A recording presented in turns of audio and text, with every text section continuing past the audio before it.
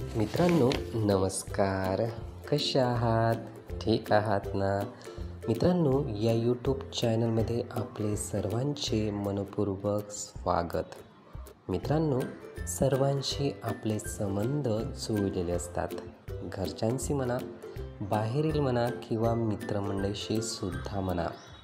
बोलताना सर्व काळ हा सारखाच असेल असे होत नाही. कधी तू-तू-मैं किंवा भांडण किंवा एकमेकावरील राग, ओढाताण, ताणतणावाचे वातावरण असे हे संबंध आपल्याला बरेचदा विस्कटलेले दिसून येतात.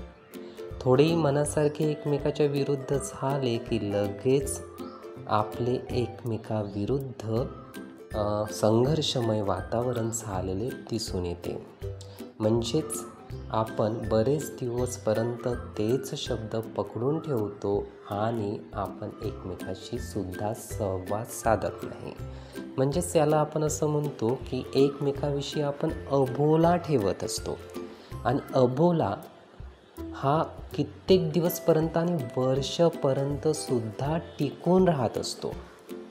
म्हणजेच नात्यामधील दरी ही खूप मोठ्या प्रमाणात एकावेळी झालेल्या वादविवादामुळे, बोलण्यातील तफावतीमुळे, बोलण्यातील विरोधामुळे ही निर्माण झालेली असते. मित्रांनो, ही दरी वाढणे हे कोणत्याही संबंधासाठी घातकच ठरते. म्हणून आजपासून आपण विचार केला पाहिजे की संबंध हे निकोप कसे राहील, प्रेमाचे कसे राहील, चांगले कसे राहील, ज्यातून आनंद आणि आनंदच मिळत असतो असे संबंध मला बनवायचे आहे. हा विचार सदोदित आपल्यात आपण निर्माण केला पाहिजे.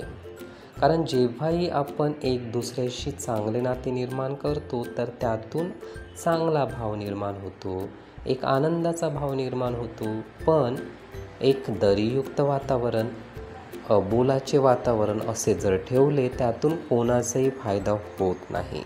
आणि आपण असेही ठरवत असतो की आज नाही उद्या बोलू, उद्या नाही परवा बोलू, असे कित्येक दिवस निघून जातात आणि नात्यातून जो आनंद मिळणारा आहे तो मिळत नाही. म्हणून आजच आपण विचार केला पाहिजे की नक्की नाते सुधारवायचे आहे तर आत्ताच आपण बोलायला सुरुवात केली पाहिजे. आणि जेव्हाही स्वतःहून आपण बोलू, प्रयत्न करू तर नात्यामध्ये गोडवा निर्माण झाल्याशिवाय राहणार नाही. मित्रांनो, हे सामूहिक जग आहे, म्हणून अबोला ठेवणे हे योग्यच नाही.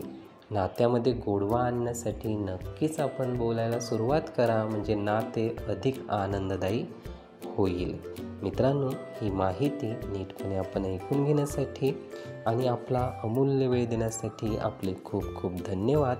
आपले जीवन खूप सुखी, सुंदर, आनंदी आणि यशस्वी होण्यासाठी आपल्याला भरभरून खूप खूप शुभेच्छा.